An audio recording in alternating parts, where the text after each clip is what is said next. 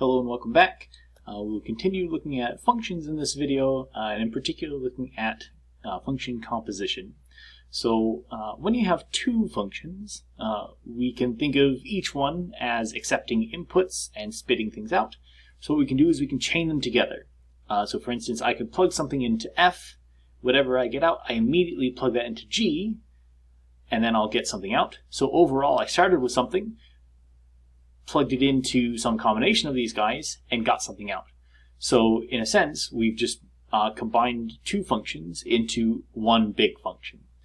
And the way this works, we would read this as G composed with F, and when we write G composed with F of X, what we think is that we're taking X and we're plugging it into F first.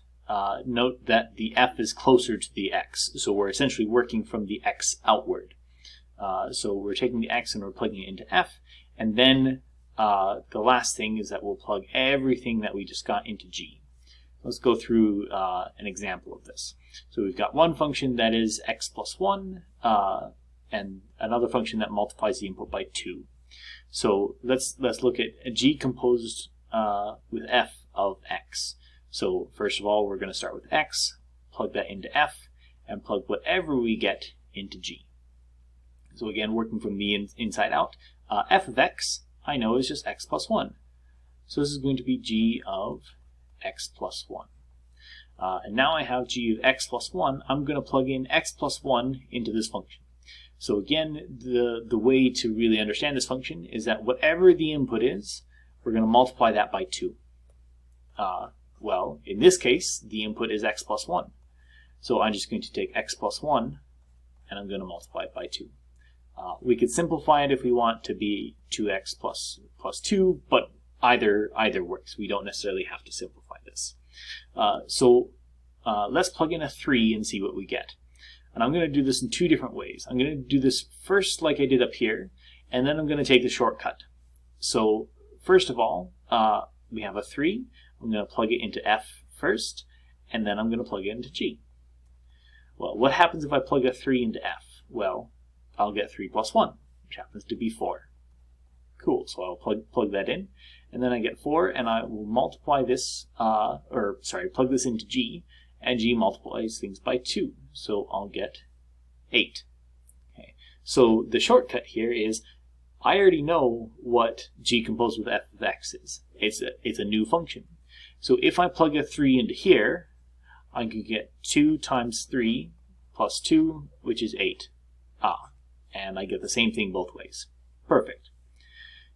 It's important to be careful because switching the order that you compose functions in matters. So here, let's see this in action. So we've got F composed with G as opposed to G composed with F. So here we're going to take X and I'm going to plug it into G first, working from the inside out, and then we're going to plug all of that into F. So here, G of X is just going to be 2 times X, and again we're plugging this into F. And then when I plug something into F, we can see that whatever the input is, I'm just going to add 1 to it. So with the input of 2x, the output will be 2x plus 1. Pretty similar, but not exactly the same. So for instance, if I plug a 3 in here, again, let's do this in both ways. I can plug a 3 into this function, which means I'll plug it into G first, and whatever I get, I'll plug that into F. So plugging a 3 into our G function, that's going to give 2 times 3, which is 6. And if I plug a 6 into F, we add 1 to it, and we get 7. So let's plug a 3 directly into my composition that I already found before, and let's see if we get the same thing. So plugging a 3 into here, I'll get 2 times 3 plus 1, which is 7. So we get the same thing both ways. And what you'll notice is that it's not the same in the other order. So we do want to be careful with composition. And we can sort of reverse engineer what the composition was as well. So if we say here that G composed with F of X is going to be x squared plus 3. So when we compose g and f, we know what we get, and we know what f is. F is just x squared. So then that means the question is, what is g of x? So let's try to reverse engineer this. G composed with f of x is x squared plus 3. So g composed with f of x, I know what this is. I'm going to take x, plug it into f first, and then into g. So I'm going to take x, plug it into f, and then into g. But I know that f of x is just x squared. So g of x squared is going to be x squared plus 3, because this is what our g composed with f was. So here is the important point. If I plug in x squared into this function, I get x squared plus 3. So for instance, maybe that would mean g of x is just x plus 3. It could be the case that there are multiple there could be multiple solutions to this, but this seems like a reasonable one. Seems like a pretty good solution. So we'll just stick with this one. Yeah. So when we are looking at functions, one of the most common things to do is to be able to graph our functions and get a lot of information from this. So like we saw before, we can get the domain and the range and some function values from this. We'll see more things later. And this is just a little refresher on what happens if you take a function and modify it in certain ways. So remember that the input to a function is going to be the x, and then the output, whatever we get, is going to be the y value. So when we look at these things, if you were to take f of x and you were to add c to it, what are we doing? F of x is the output of this function that we're adding a little bit to. So what are we doing? We're increasing the y value, so we're shifting this up. This is assuming that c is positive, by the way. So I'm only looking at a positive c. So if we were to add a little bit to the function itself, we're shifting everything up. If we were to subtract a little bit from it, we're shifting it down. Okay, so far so good.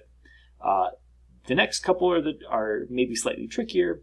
If you take your input and add a little bit to it, or you take your input and subtract a little bit from it, what we're doing is we're affecting the input itself.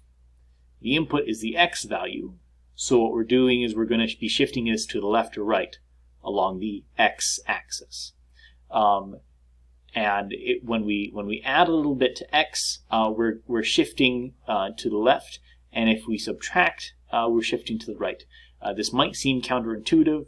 The best way that I can think to sort of think about this, if you add a little bit to x, the graph has to compensate for this by shifting to the left a little bit. Whereas if we subtract, it has to shift, oops, I wrote down here, and what I mean is right, to sort of compensate for that extra c that's going in there. So we can shift up, down, left to right by adding a little bit, either to the function itself or to the input as we're plugging in. We can also multiply, and multiplying is going to be stretching the what am I trying to say? It's going to be stretching the function. So if you multiply the function by c, it's either going to stretch or shrink the graph vertically. And the way to think about this is, for instance, think about if this were a 2. If we had 2 times f of x, what we're doing is we're taking the entire function, and we're multiplying it by 2. We're doubling everything. F of x is the height of our function. So if we double the height, we're stretching it. So if it's 3 or 4 or 5 or any number bigger than 1, we're going to be stretching it, so it's going to get a lot bigger. If c were less than 1, if c were, say, a half, if we multiplied the height of our function by half, well, we've shrunk it down. So we're going to be shrinking if c is going to be less than 1. And again, this is only for positive. So what happens if there's a negative value out here? Well, if we take the height of our function and make it negative, anything that was on top of the graph is going to be flipped down below to be negative, and anything that was down below that was already negative times negative will be positive, so it's going to flip it up. So it's going to flip this, I have this wrong, it's going to reflect about the x-axis. Likewise, we can also multiply by c on the inside of the function, or have a negative value on the inside as well. So again, if we were to make our input negative, all of the positive inputs on the right become negative inputs on the left, and all the negative inputs on the left become positive. So we're going to reflect about the y-axis. And then the last one, which I forgot to include, if we multiply our input, we are either going to stretch or shrink horizontally. And we really only deal with this when we have a function that we're kind of familiar with. So let's go through an example of this. So we're going to graph the function that takes an input, going to subtract 1, take the square root of it, multiply by 2, and subtract 3. This is quite a bit, so we'll go through this step by step. So let's look at the simplest function in here that we need to know about. Just the square root of x. Again, with the square root of x, what we can do is we can plug in a few numbers. So I can plug in 0. 0, I can plug in 1, the square root of 1 is 1. I can plug in 4, the square root of 4 is 2. And the square root function kind of looks something like this. It's a curve that kind of looks like it's leveling off. It never does quite level off, but it grows slower and slower and slower over time. So the best way to be able to graph something using these transformations, we want to work from the inside out. So we're going to look at what affects x first, and then sort of work out slowly one step at a time. So the first thing, the thing that's going to be closest to the x, right next to it, is we're going to subtract 1. When we subtract a number, if we come back up here, we are going to be shifting to the right. So we are going to shift to the right 1 unit. So rather than being 0 at 0, if I plug a 1 in for x, I'm going to get 0. 1 minus 1 is 0, square root of 0 is 0. And we've shifted this entire thing to the right by 1. Cool. What comes next? So the next thing here is we're going to be multiplying the x sort of directly underneath the square root sign. So we'll have 2 times the square root of x minus 1. And what we're doing is we're multiplying all the function values by 2. So we're going to be stretching vertically. So here, we were at 0 before. Well, 0 times 2 is still 0, so we're still there. As we come over, here we had a height of 1. Now we've got a height of 2. We've stretched it up. Over here at 5, we should be at a height of 2. So down here at 5, we'll end up being at a height of 4. So now this is just going to be a much sort of steeper slope. And then the last thing here is we subtract 3. So this is sort of the last thing. As we work out from x, we'll end up subtracting 3. And this is just going to take every function value and shift them down 3.